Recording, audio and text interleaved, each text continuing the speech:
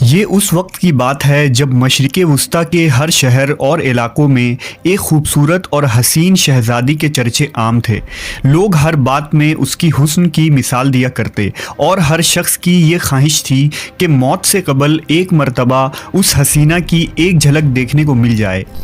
نہ صرف عوام بلکہ بادشاہ اور امراء بھی اس عورت کے دیدار کی خواہش رکھتے تھے۔ یہ مشہور حسینہ ایزا نامی ملک کی شہزادی ایزابل تھی۔ یہ وہ دور تھا جب حضرت سلیمان علیہ السلام کی وفات ہوئے کئی سال گزر چکے تھے اور بنی اسرائیل کی عظیم سلطنت دو حصوں میں بٹ گئی تھی۔ شمالی علاقے میں اسرائیل اور جنوب میں یہودیہ نام کی دو ریاستیں بن گئی تھی۔ اس زمانے میں اسرائیل پر اخیعب نامی بادشاہ کی حکومت تھی جو اسرائیل سلطنت کا 7واں بادشاہ تھا۔ اخیعب 918 قبل مسیح میں تخت نشین ہوا۔ اخیعب بھی شہزادی ایزابل کا فریفتہ تھا، لہٰذا اس نے ایزابل سے شادی کر لی۔ ایزابل ایک خوبصورت اور مغرور عورت ہونے کے ساتھ مشرک بھی تھی۔ وہ فنیقی بادشاہ کی بیٹی تھی اور فنیقیوں کے دیوتا بال کی پوجا کرتی تھی، جبکہ بنی اسرائیل اور بادشاہ اخیعب توحید پرست تھے اور حضرت موسیٰ علیہ السلام کے شریعت پر عمل پیرا تھے۔ لیکن اخیعب اپنی بیوی ایزابل کی باتوں میں آ گیا اور اس نے بال کی عبادت شروع کر دی۔ ایزابل ایک چالاک اور شاطر عورت تھی۔ اس نے اخیعب کو اس بات پر راضی کر لیا کہ بال دیوتا کے لیے ایک مندر اور بت کی تعمیر کروائے تاکہ بنی اسرائیل میں بال دیوتا کی پرستش کی اشاعت ہو اور لوگ اس مشرکانہ دین پر آ جائیں۔ لہذا بادشاہ نے اسرائیل کے دارالحکومت سامریہ میں بال دیوتا کا ایک عظیم مندر تعمیر کروایا اور بال کی ایک عظیم بت بھی بنوائی۔ یہ بت سونے کا تھا اور اس کا قد 20 گز تھا۔ اس کے 4 منہ تھے اور 400 افراد اس کی خدمت میں مامور کیے گئے تھے۔ اس مندر کے گرد میلے لگنے لگے۔ بنی اسرائیل اس بت کے پاس آ کر منتیں مانگتے، سونے چاندی کے نذرانے چڑھاتے اور اس کی پرستش کرتے تھے۔ بال دیوتا کی وجہ سے اس شہر کا نام بالبک پڑ گیا۔ لیکن اب بھی بنی اسرائیل میں کچھ لوگ ایسے تھے جو موسیٰ علیہ السلام کے دین پر قائم تھے اور اس باطل دیوتا کی پرستش کو ناپسند کرتے تھے۔ وہ اللہ سے دعا کیا کرتے کہ بنی اسرائیل راہ ہدایت پر آ جائے۔ لہٰذا اللہ رب العزت نے اس قوم کی ہدایت اور رہنمائی کے لیے حضرت الیاس علیہ السلام کو وہاں مابعوث کیا۔ آپ حضرت ہارون علیہ السلام کی اولاد میں سے تھے۔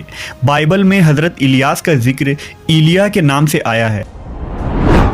حضرت الیاس نے بالبک شہر کو دعوت و توحید کا مرکز بنایا اور لوگوں کو ایک خدا کی پرستش کی طرف بلانے لگے۔ آپ بنی اسرائیل سے کہا کرتے تھے کہ تم لوگ واحد اور یکتا اللہ کو چھوڑ کر بال کو پکارتے ہو، حالانکہ یہ نہ تمہاری حاجت روائی کر سکتا ہے اور نہ ہی تمہیں کوئی فائدہ دے سکتا ہے۔ اس اللہ کی طرف لوٹ آؤ جو نہ صرف تمہارے اور تمہارے باپ داداؤں کا رب ہے بلکہ آسمانوں اور زمین اور ان کے درمیان جو کچھ بھی ہے ان کا خالق و مالک ہے۔ حضرت الیاس علیہ السلام کے اس پیغام کو بنی اسرائیل نے جھٹلا دیا اور صریح انکار کر دیا۔ جب آپ نے بادشاہ اخیعب اور ملکہ ایزابل کو دعوت دی تو انہوں نے بھی آپ کی بات نہیں مانی۔ ملکہ ایزابل نہایت ہی سفاک عورت تھی۔ اس نے محسوس کیا کہ حضرت الیاس علیہ السلام اس کے اور اس کی حکومت کے لیے خطرہ ثابت ہو سکتے ہیں، لہذا بادشاہ کے ساتھ اس نے منصوبہ بنایا کہ حضرت الیاس کو شہید کر دیا جائے۔ لہٰذا اللہ کے حکم سے حضرت الیاس علیہ السلام نے بالبک شہر کو چھوڑ دیا اور کسی پہاڑ کے غار میں چلے گئے اور وہیں رہنے لگے۔ آپ کے جانے کے بعد اسرائیل میں قحط سالی پڑ گئی اور 3 سال تک مسلسل بارش نہ ہوئی۔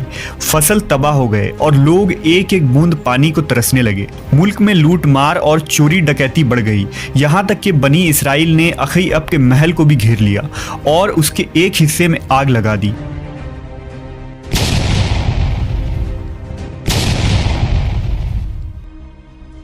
آخر کار اخیعب نے حکم دیا کہ حضرت الیاس علیہ السلام کو تلاش کیا جائے۔ سپاہیوں نے آپ کو کھوجا اور بادشاہ کے درخواست پر آپ دوبارہ بالبک تشریف لائے۔ लेकिन बाल के पुजारियों और मलका इज़ाबेल बादशाह के इस अमल से बहुत गुस्सा हुई और इलियास अलैहिस्सलाम का दोबारा वापस आना उसे नागवार गुजरा। हज़रत इलियास ने बादशाह और बनी इसराइल के सामने एक तजवीज़ रखी कि बाल के बड़े पुजारी अपने माबूद के नाम पर जानवर की कुर्बानी दें और मैं अपने माबूद अल्लाह के नाम पर कुर्बानी दूंगा। जिसकी कुर्बानी कबूल हो गई उसका खुदा बरहक साबित होगा और फिर पूरी कौम उसी माबूद से बारिश की दुआ करेगी। उस दौर में कुर्बानी का ये दस्तूर था कि कुर्बानी के बाद जानवरों को खुले मैदान या पहाड़ की चोटी पर रख दिया जाता और आसमान से एक आग आकर उसे जला देती, जो इस बात का सबूत होता कि ये कुर्बानी कबूल हो गई। लिहाजा अगली सुबह कोह करमल के ऊंची चोटी पर एक तरफ हज़रत इलियास अलैहिस्सलाम खड़े थे और दूसरी तरफ बाल के पुजारी मौजूद थे। दोनों फरीक ने कुर्बानी की और जानवरों को ऊंची जगह पर रख दिया। पुजारियों की कुर्बानी वैसी ही रखी रही, जबकि आसमान से एक गैबी आग नमूदार हुई और उस आग ने हज़रत इलियास अलैहिस्सलाम के कुर्बानी को जला दिया।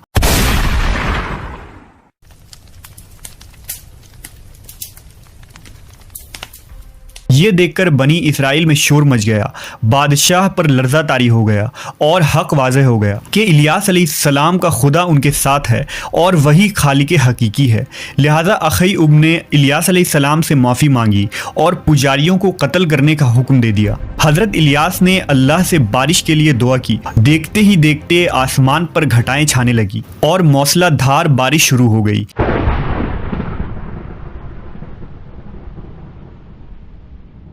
बनी इसराइल दोबारा ईमान ले आए और शिर्क से तौबा कर लिया।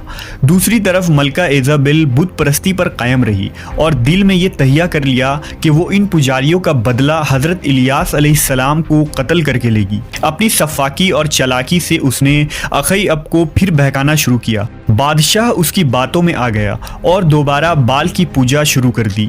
बनी इसराइल जब बारिश से सैराब हो गए और उनमें खुशहाली लौट आई तो वो भी हज़रत इलियास अलैहिस्सलाम के दीन से फिर गए और दोबारा फ़स्क़ व फुजूर और शिर्क में मुब्तला हो गए। मलका इज़ाबेल हज़रत इलियास अलैहिस्सलाम की जान की दुश्मन बन गई।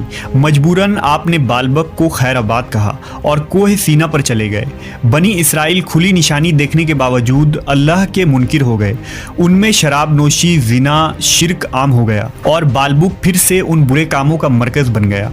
लिहाजा इलियास अलैहिस्सलाम ने अल्लाह से दुआ की कि या तो ये कौम राह रास्त पर आ जाए या उन पर अज़ाब इलाही नाजिल हो जाए। अल्लाह की तरफ से बनी इसराइल के लिए अज़ाब का फैसला हो चुका था और अब कहर इलाही का आना करीब था। इसराइल और यहूदिया के सरहदों पर वहशी कबाइल आबाद थे जो लूट मार किया करते थे, लेकिन अब उनकी आबादी भी बढ़ चुकी थी और वो काफ़ी ताकतवर भी हो गए थे। उन्होंने इसराइल पर हमला कर दिया और सारे शहर में लूट मार करके आग लगा दी। पूरा शहर तख्त व ताराज हो गया। हर तरफ लाशें और बर्बादी दिखाई देती थी। इस वहशी कौम ने अख़य्यब, मलका इज़ाबेल और उसके बेटे को भी कत्ल कर दिया और वो मलका जिसे अपनी ताकत, बादशाहत और हुस्न पर इतना गुरूर था, जब वो मरी तो उसके जिस्म को सड़कों पर फेंक दिया गया और बनी इसराइल ने अपनी आंखों से देखा कि बहुत सारे जंगली कुत्ते उसकी लाश को नोच नोच कर खा रहे थे। उस वक्त ना तो उसका देवता बाल काम आया और ना ही कोई बातिल माबूद। आज बालबुक शहर लिबनान के नाम से मौजूद है, जहां उस ज़माने के खंडरात आज भी उस दौर की शान व शौकत और तबाही की गवाही देती हैं, जो ता क़यामत नूह इंसानी के लिए इबरत है।